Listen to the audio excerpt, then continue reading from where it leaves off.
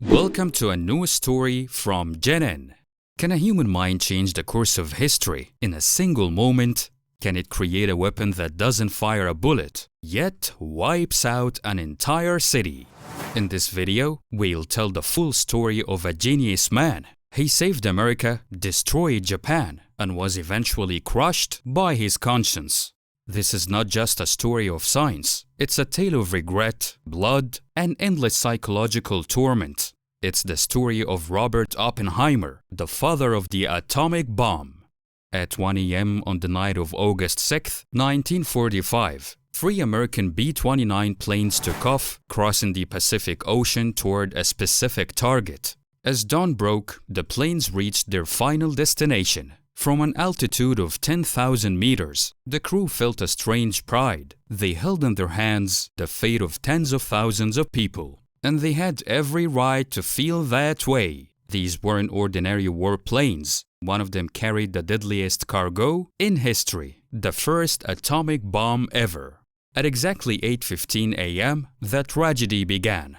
The bomb was dropped on the city of Hiroshima, and within seconds, the city turned into hell. 230,000 people died in moments. Those who didn't die from the fire died from the radiation. Those who survived the radiation were killed by the tornadoes. And those who survived all that were finished off by radioactive rain or leukemia. It was a cocktail of death humanity had never known before. People evaporated, bodies were charred, and children burned while sitting at their school desks.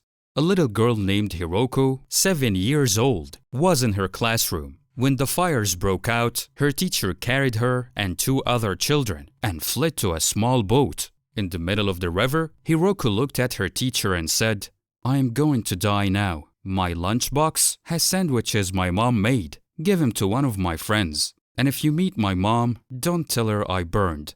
Then she closed her eyes forever.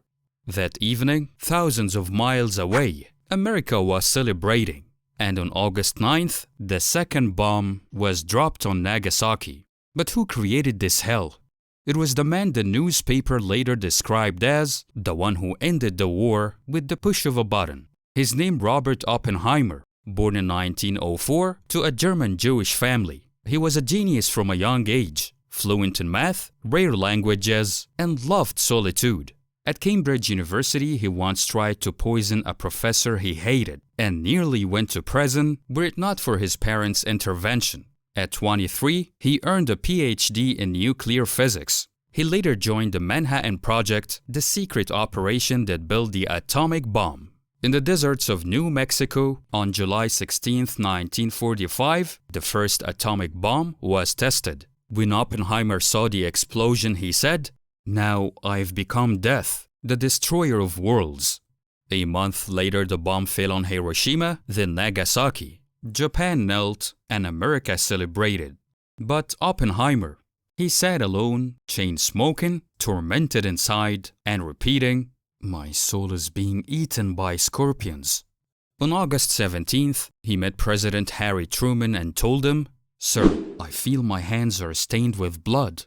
The government started to suspect him. He was banned from accessing any nuclear secrets, accused of espionage, interrogated many times. He wasn't the only one tormented by guilt. The bomber pilot wept at the graves and refused to spend a penny of the reward he received. His wife filed for divorce saying, "He's gone mad. He screams in his sleep, 'Don't press the button. The children are burning.'"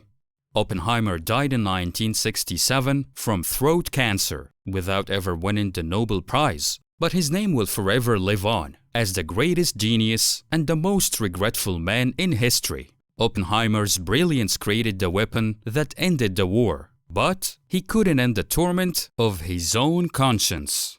So, can science without conscience save the world, or does it destroy it? Tell us your thoughts in the comments, and don't forget to subscribe and turn on notifications because the common stories are stronger than you can imagine.